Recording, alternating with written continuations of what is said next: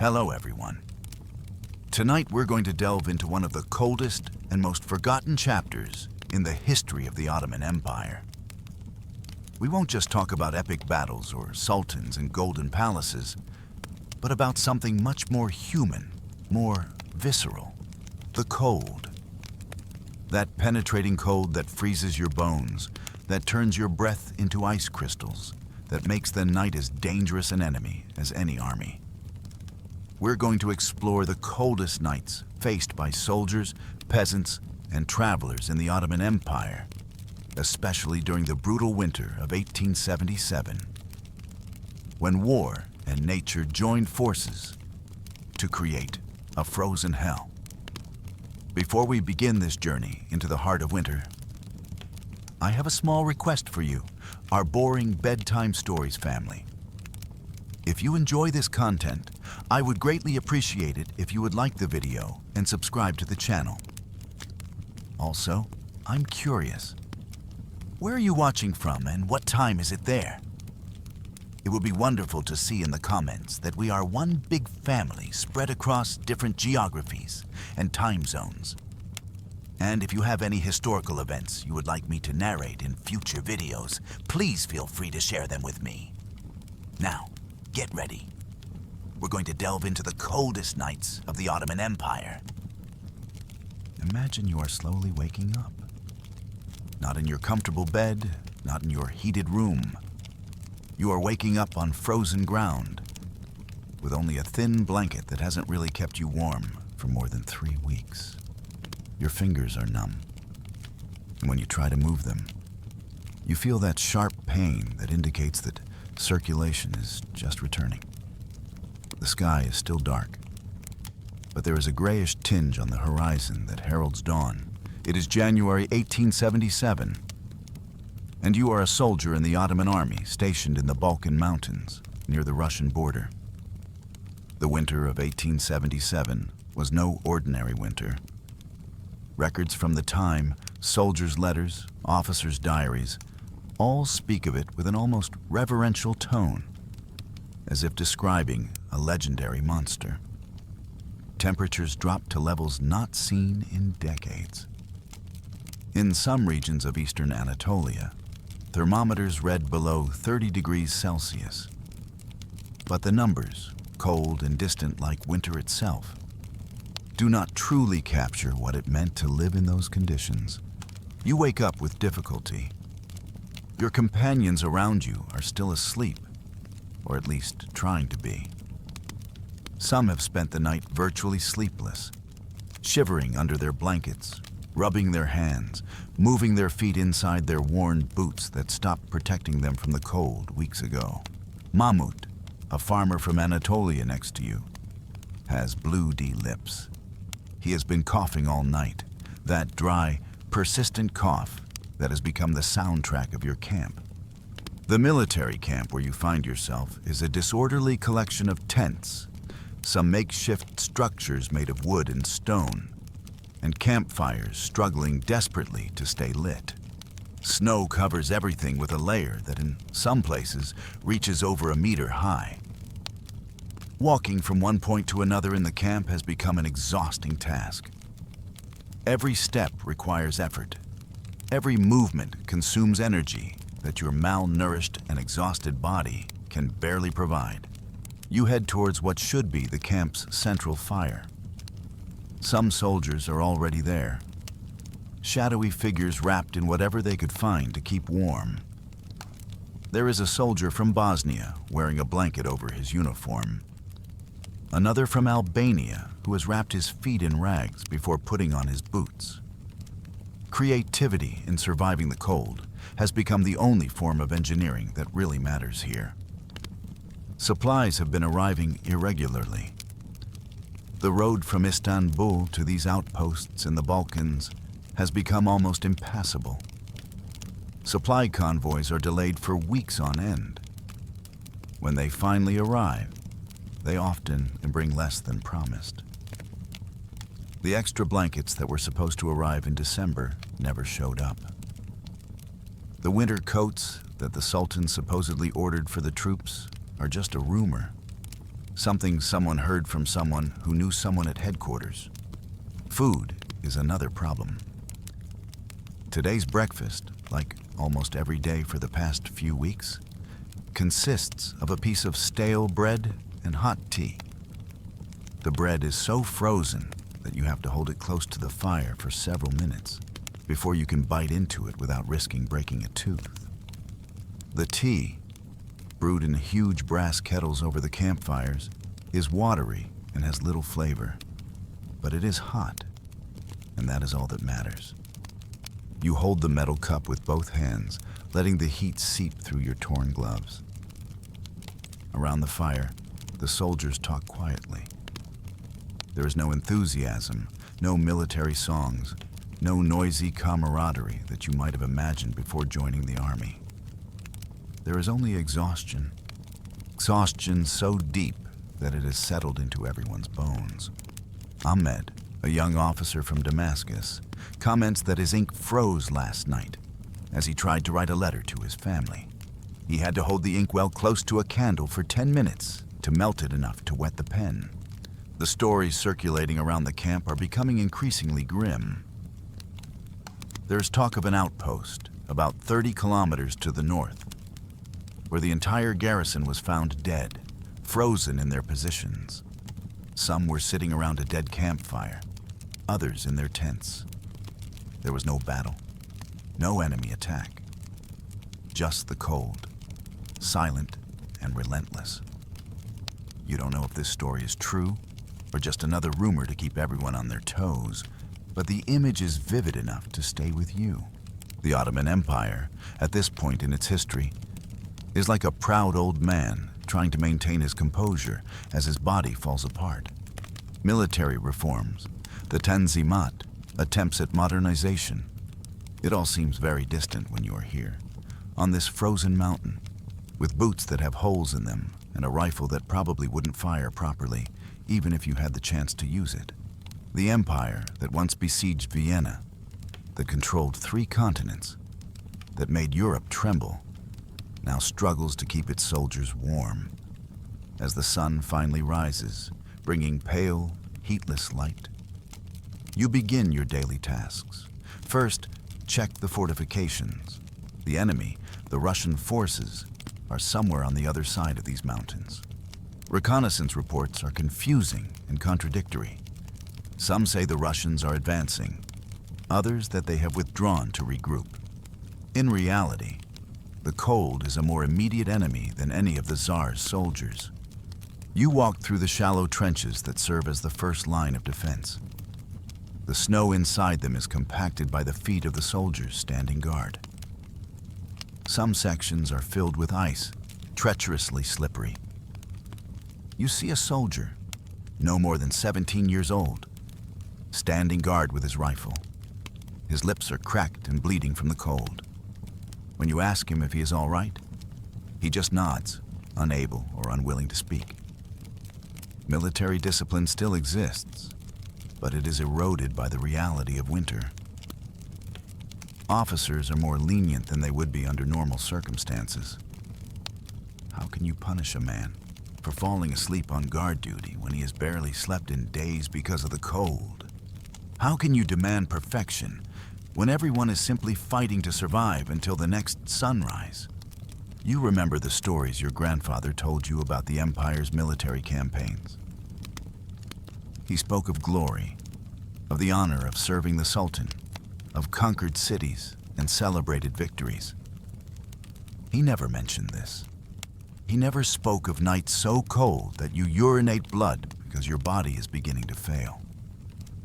He never mentioned the constant sound of coughing echoing through the camp, like a chorus of slow death. At noon, there is a small distribution of additional food. Some provisions have arrived, not many, but something. There are lentils, a little dried meat, more bread. The soldiers line up with their metal plates, waiting for their portion. The line moves slowly. Some men can barely hold their plates, their hands so numb from the cold that the cutlery constantly falls from them. You sit down with your group to eat. The lentil soup is hot, and that makes it feel like a luxury.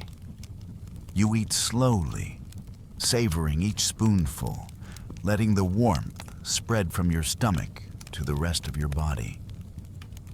Around you, the men eat in silence, focused on this small moment of warmth and sustenance.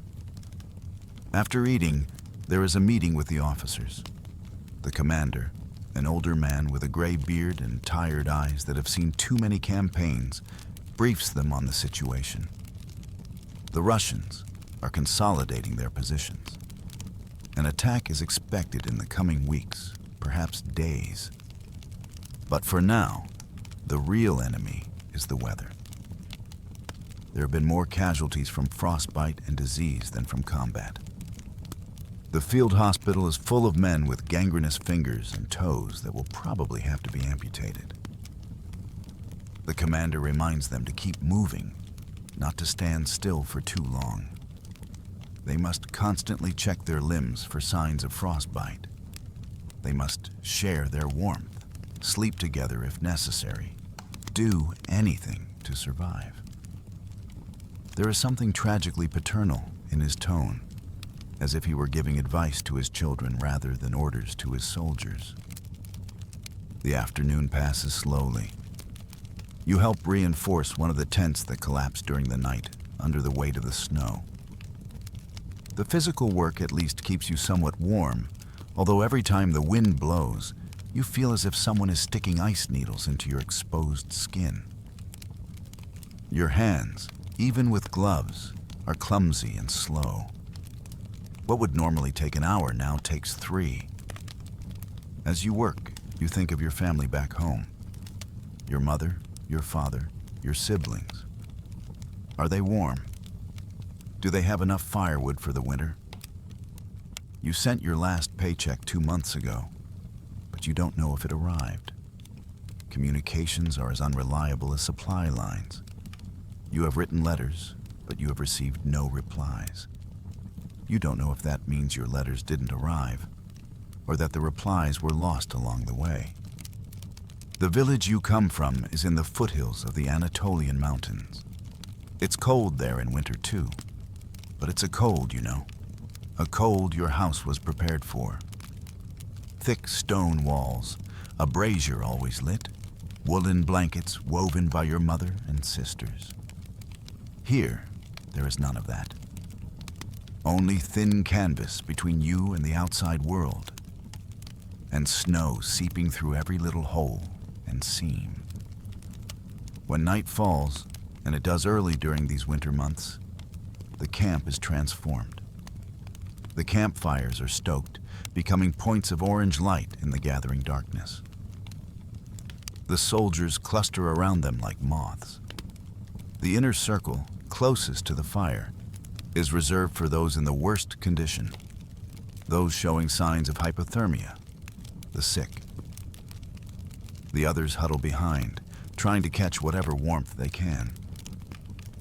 Someone has managed to get hold of some tobacco and is sharing it around.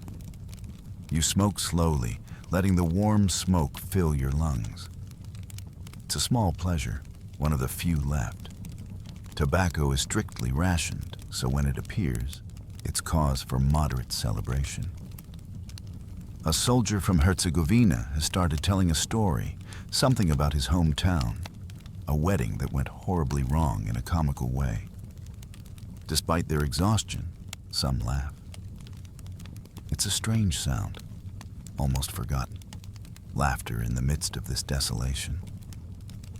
The story makes you smile, if only briefly. It reminds you that they are still human, not just soldiers frozen on a forgotten mountain.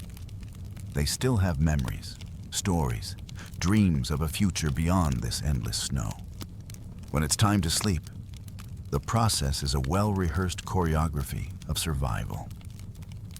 You crawl into your tent, shared with 5 other soldiers. Everyone is already inside, having run from the fire at the last possible moment. They lie down together, sharing blankets, using their bodies as mutual sources of warmth. There is no modesty here, no shame, only the primitive need to stay alive until dawn. You lie down between Mahmoud and another soldier whose name you never quite learned. Their breathing is heavy, irregular. Mahmoud is shivering, even though he is wrapped in 2 blankets. You pass him part of yours, knowing that tomorrow you will regret it when you feel the extra cold, but unable to help yourself. Outside, the wind howls. The tent canvas flaps and creaks.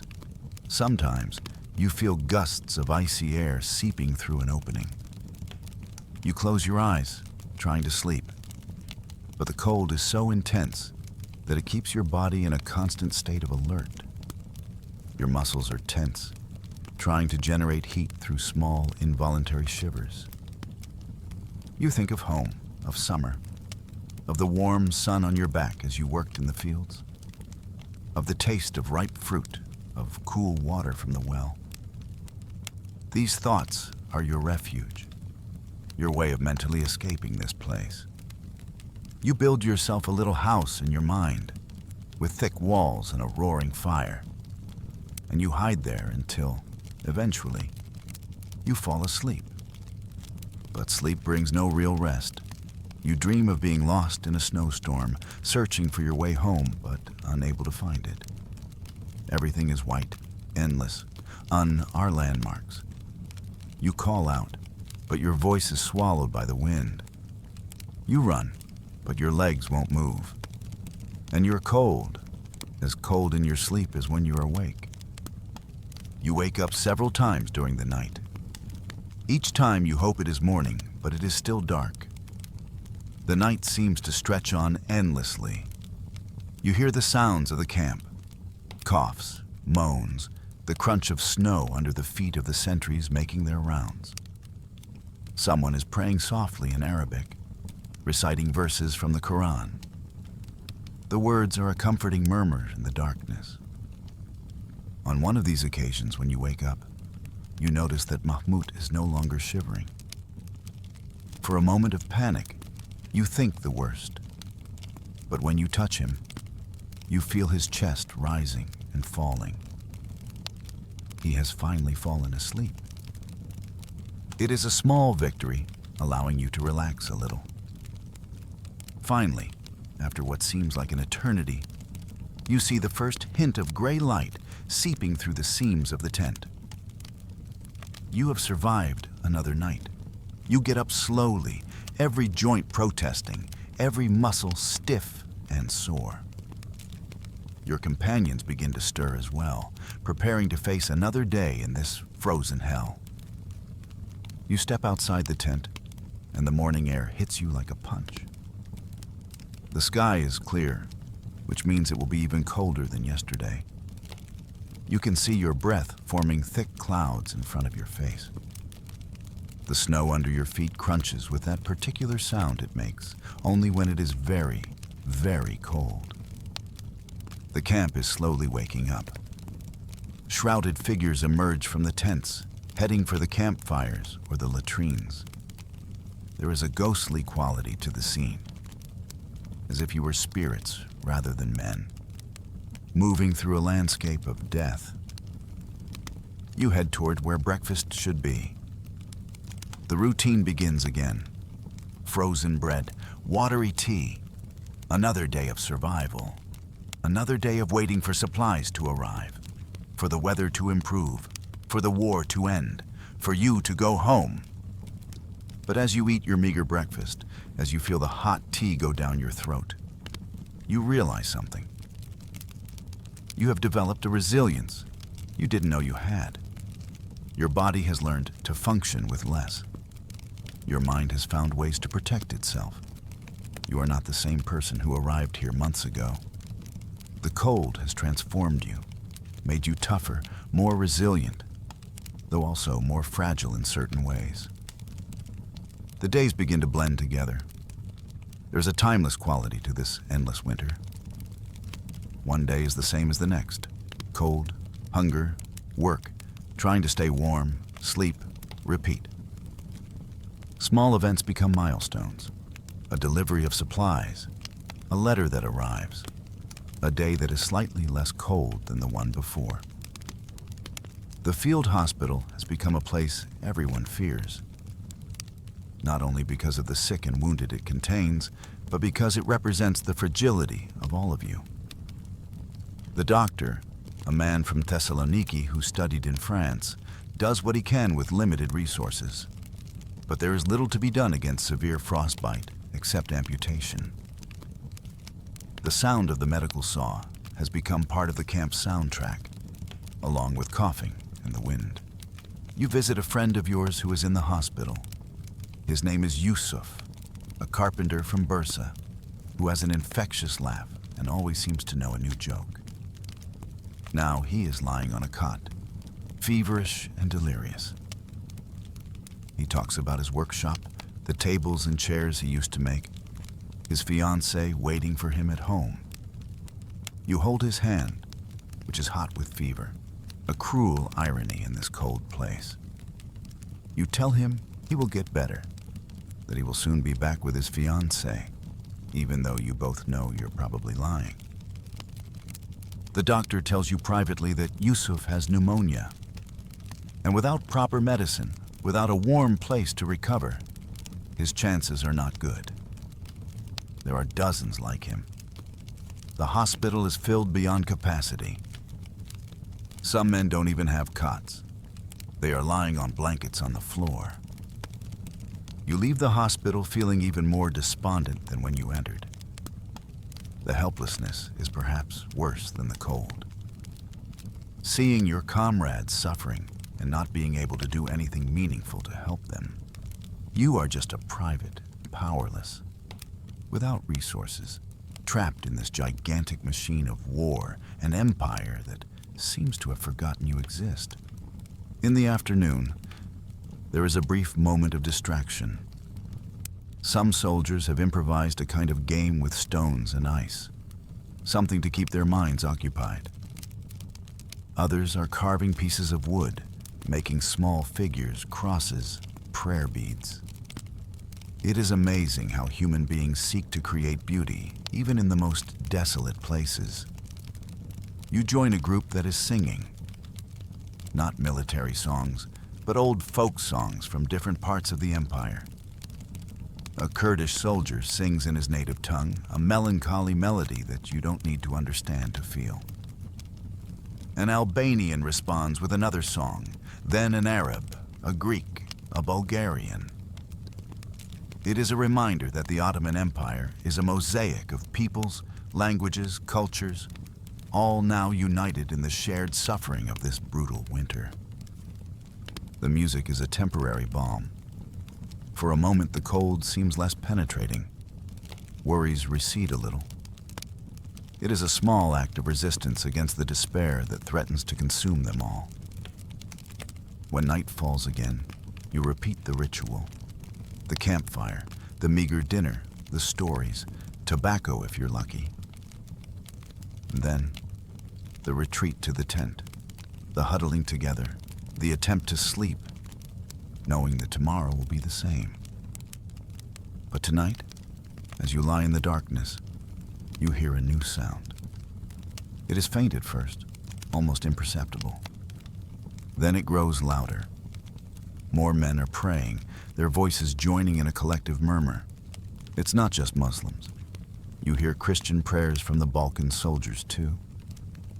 Each praying in their own tradition, but all asking for the same thing: the strength to survive another night, another day, the hope of seeing their families again, the end of this endless winter. You join in the prayers, whispering words your mother taught you as a child, words you haven't said in years, but now they come back to you naturally. And as you pray, you feel something. It's not exactly hope, it's too fragile for that. But it's determination. You've come this far. You've survived nights you didn't think you would survive. You can keep going. You must keep going. The Ottoman Empire, back in Istanbul, in the palaces and government offices, may not know or care what is happening here. But you This group of soldiers frozen on a mountain take care of each other. You have formed your own community of survival, your own form of resistance against the cold that wants to kill you.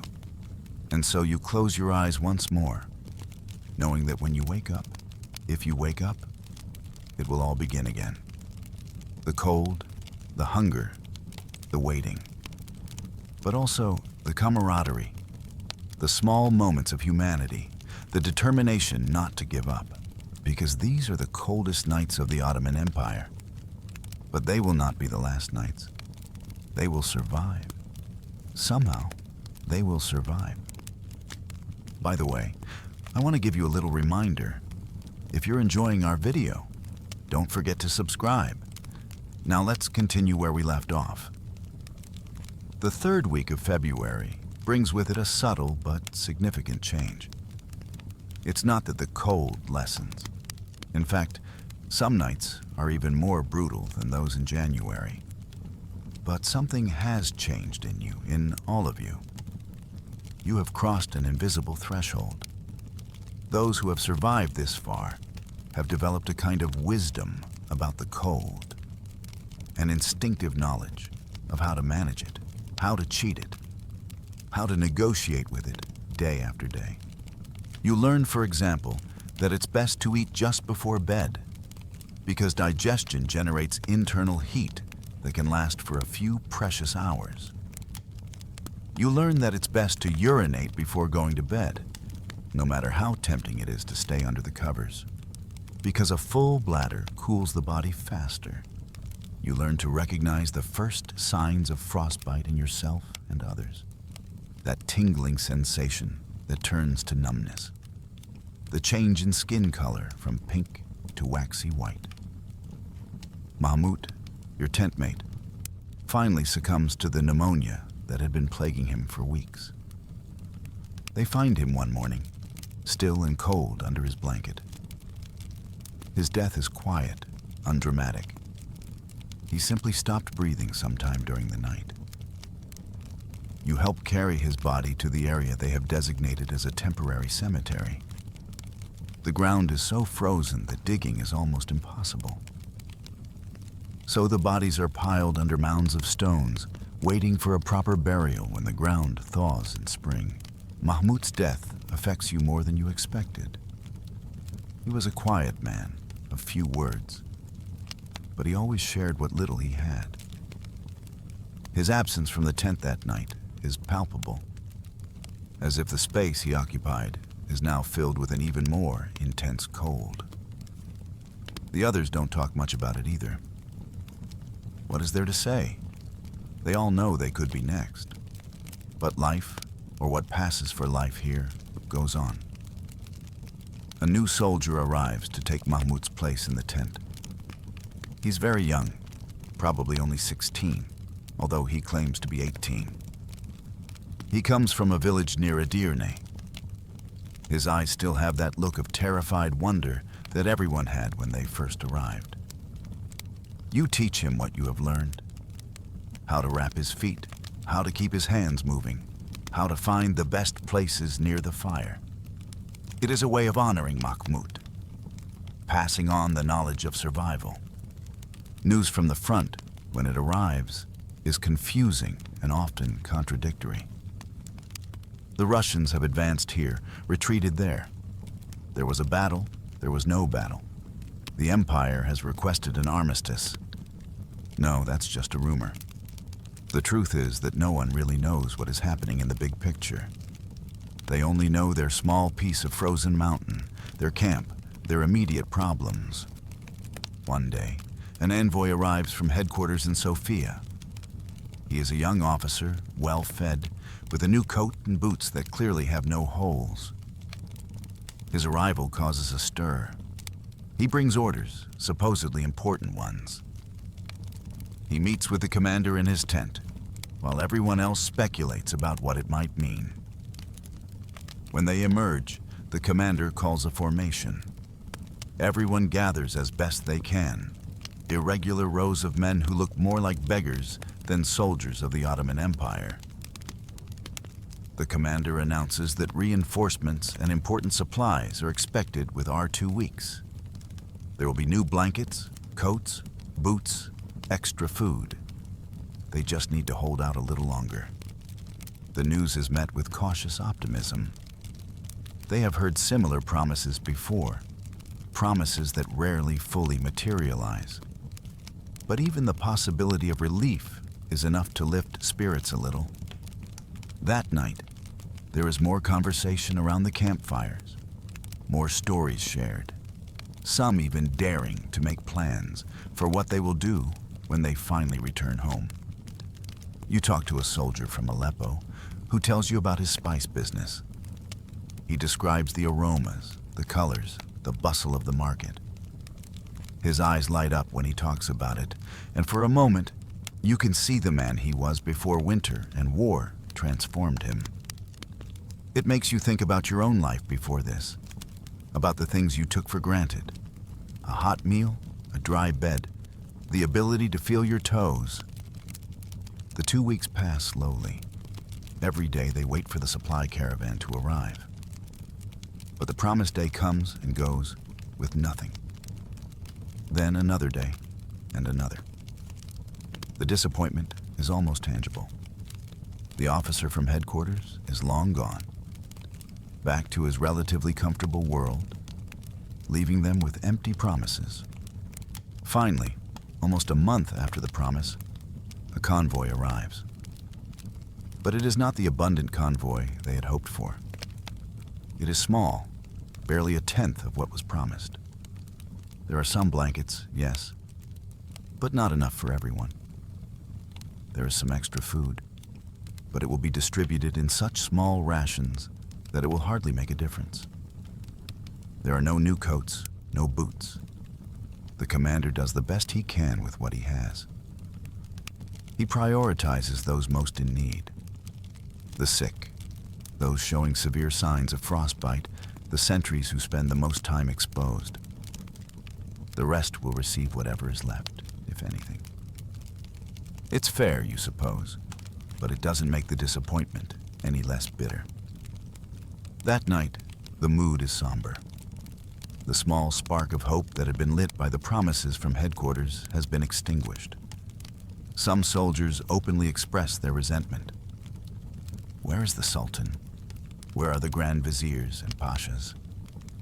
Sitting in their warm mansions in Istanbul, probably, not thinking about the men freezing in the mountains for the empire. There is a minor confrontation when one soldier, emboldened by frustration, speaks out against the empire's leadership. An officer reprimands him, but even the officer seems weary, lacking the energy to enforce discipline strictly. Everyone shares the same frustration, the same sense of abandonment. But the next morning, something extraordinary happens. The soldier who had spoken out against the empire the night before is the first to rise.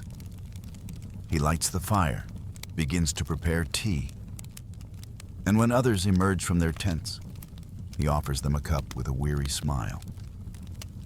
It's a small gesture, but it speaks volumes. Despite the resentment, despite the disappointment, they still care for one another.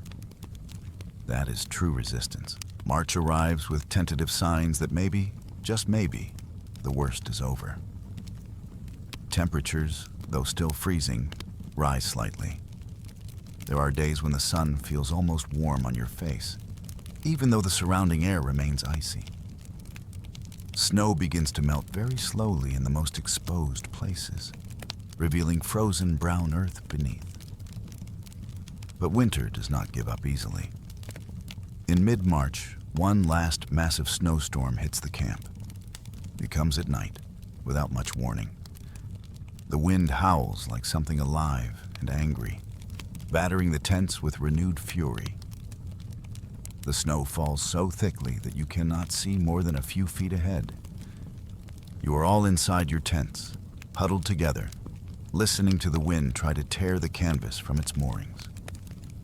There is a terrifying moment when one of the stakes gives way and one side of your tent begins to collapse. Everyone jumps up, forced to go out into the storm in the middle of the night to repair it. The wind is so strong, it knocks you down. The snow hits your face like needles. You can barely see the men beside you. Together, they manage to secure the tent again, working with numb hands that can barely grip the ropes. When they finally return inside, that they are all covered in snow, shivering uncontrollably. They huddle even closer together, sharing what little body heat they have left, waiting for the storm to pass. The storm lasts 2 full days. During that time, they barely leave the tents, except out of absolute necessity. Food runs out quickly because they cannot cook properly. They eat frozen bread and whatever else they can find that does not require preparation. Drinking water comes from snow melted near the warmth of their bodies. When the storm finally subsides, the camp is almost completely buried. The snow is waist deep in some places. Several tents collapsed completely under the weight. Miraculously, there were no deaths during the storm, although several men have severe frostbite on their hands and feet. Cleaning up and recovering the camp takes days. It is hard, exhausting work. But there is something about that shared labor, that collective effort, that brings the group even closer together. They have been through the worst together, and they are still here. That means something. A soldier from Trabzon, a taciturn man who rarely speaks, begins to sing as he works, tasting the snow. It is a traditional work song from his region, with a rhythm that makes the task more bearable. Soon, others join in, some knowing the song, others simply humming the melody. It is a small rebellion against monotony and despair. The following weeks bring gradual changes. Winter is receding, slowly but surely. Each day is a little less brutal than the last. The icicles hanging from the roofs of the structures begin to drip during the day. The ground, in the sunniest places, becomes muddy instead of frozen. With the thaw come new challenges. Mud is everywhere, making walking difficult in a completely different way than snow. The tents leak. The clothing, which had remained stiff and frozen, is now wet and heavy. But it's a welcome kind of discomfort because it means winter is ending. One day in early April, you hear a sound you haven't heard in months. Birds. It's just a chirp, probably from some migratory bird returning north. But that little sound makes everyone stop and listen. It's a promise. The promise that the world is not just cold and death, that life goes on, that there will be a spring. News from the front finally becomes clearer. The war is not going well for the Empire. The Russians have gained significant ground. There's talk of peace treaties, of terms of surrender. For you, in your camp, this news is abstract. What matters is that if the war ends, you will be able to go home. Yusuf, your friend who was sick in the field hospital, finally improves enough to be discharged. He is much thinner, paler, but alive. When you see him walking around the camp, leaning on a makeshift cane, you feel a surge of joy. Not everyone has survived, but some have, and that is reason enough to hope. He sits with you by the fire one night and talks about his experience. The hazy days of fever, the moments when he was sure he would die, the kindness of the doctor who stayed awake with him during the worst nights. His voice is soft, thoughtful. Winter has changed him, as it has changed them all. There is a gravity in him now that wasn't there before. You know what's the strangest thing? He says, staring into the fire. When I was sure I was going to die, I wasn't afraid. I was just tired, so tired. But then I thought of my fiancée, how I'd never really told her how much she meant to me. And I decided I couldn't go without telling her. So I clung to that one thing. His story makes you think about your own reasons for keeping going. In the worst moments of winter, when the cold was so intense that it seemed easier to just give up, what kept you going? Maybe it was your family. Maybe it was simply a stubborn refusal to let winter win. Or maybe it was camaraderie, the feeling that you couldn't abandon the men beside you. As April progresses, the transformation of the landscape is remarkable. The snow has mostly melted, except in the deepest shadows and highest elevations. The brown, dead grass begins to show hints of green. The first wildflowers, small and brave, appear in the most sheltered places. It is as if the earth itself is awakening from a long sleep. With the improving weather, supply lines become more reliable. Caravans arrive more frequently, bringing not only necessities, but also some luxuries: fresh tobacco, writing paper, even some sweets. The improvement in morale is immediate. The men are more animated, more talkative. There are even some genuine jokes and laughter. One afternoon, official news arrives.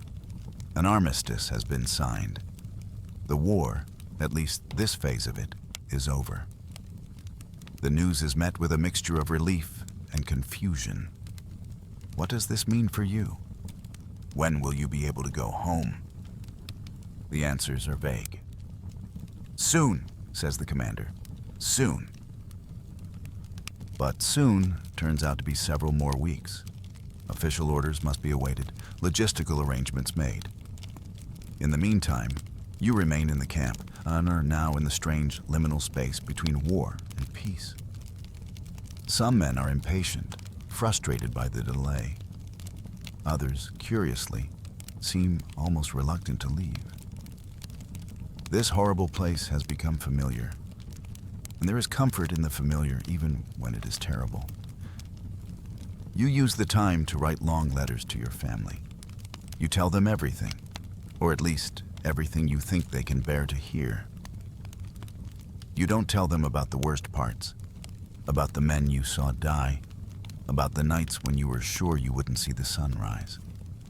Instead, you write about camaraderie, about the lessons you've learned, about how much you've missed them, and how much you long to see them again.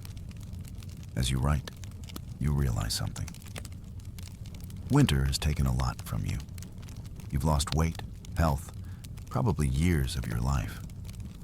But it has also given you something. A deeper appreciation for the simple things: warmth, food, shelter, an understanding of your own resilience. A bond with the men who suffered alongside you that is stronger than anything you've ever experienced before. Finally, at the end of April, the orders to demobilize arrive. The camp will be dismantled, the troops sent home in groups. Your group is scheduled to leave in 3 days. The news is met with joy, but also with an unexpected sadness. After months of dreaming about this moment, now that it is here, you realize that you are leaving behind more than just a camp. You are leaving behind men who have become brothers. Experiences that have shaped you in ways you do not yet fully understand. The last days at camp have a farewell quality. The men exchange addresses, promise to write, make plans to visit that will probably never materialize, but feel important to say. They share last stories, last cigarettes, last moments around the fire. The night before you leave, there is an informal gathering. The commander speaks briefly, thanking you for your service, for your endurance. His voice breaks a little when he mentions those who did not survive to see this moment. He lists names you know well. Mahmoud is among them. Each name is like a weight on your heart. After the commander, some soldiers offer to speak or sing. the soldier from Herzegovina tells one last story. This one about his return home, about how he imagines it will be. His description is so vivid that you can see it. Walking down the path to his village, seeing his house in the distance, his family running toward him. Some have tears in their eyes when he finishes. That last night, lying in the tent that has been your home during these terrible months, you find you cannot sleep. Your mind is full of memories. The first day you arrived, young and naive. The first night you thought you might freeze to death. The mornings when you woke up, surprised to have survived. The moments of laughter amid despair. The moments of shared silence that said more than words. As dawn breaks for the last time over the camp, you rise slowly. You look around, trying to memorize every detail. The circle of stones where the main fire burned, the row of battered tents, the surrounding mountains, now green on their lower slopes, where the snow has receded. It's a beautiful place, you realize, when you're not fighting to survive every moment. The group gathers, loading the few possessions they have. The journey back will be long, but it will be toward warmth, toward family, toward life. As you begin to walk away from the camp, you turn around one last time. The place seems smaller now, less imposing. It is just a clearing in the mountains, marked by the scars of human occupation. But you know that this place will live on in you forever. The coldest nights of the Ottoman Empire are not just a weather statistic or a footnote in history books. They are memories etched into your body, into your dreams, into your soul. They are the nights that taught you what it really means to survive, what it means to endure, what it means to be human in the most inhuman of circumstances. As you walk along the mountain path, surrounded by your companions, the warm spring sun on your back, you feel something you haven't felt in months. Hope. Not just the hope of returning home, but the hope that, having survived this, you can survive anything. The hope that the life that awaits you, no matter its challenges, will never be as harsh as this winter. The path gradually descends, leading you out of the mountains and into more temperate valleys. With each step, the air grows a little warmer. You see real signs of spring, trees budding, flowers in full bloom, streams running with meltwater. It's like walking back into the world of the living after spending months in a realm of ice and death. At night, they camp. But it's different now. There is no desperation in the search for firewood. There's no terror at the thought of the approaching night. It is simply a camp, a place to rest before continuing on the next day. Some men even sleep under the stars, enjoying the freedom of not being confined to cramped tents. You lie on your back, looking up at the night sky. The stars are bright and numerous. You remember nights at camp when you looked at these same stars and wondered if you would ever see another spring. Now you know the answer. You have crossed that winter and emerged on the other side, changed but alive. The days that follow pass in a succession of walks, breaks, simple meals that somehow taste better than anything you have ever eaten before. Each village you pass through is a reminder of normal life.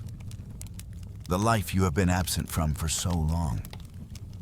You see children playing, women washing clothes in streams, men working in fields.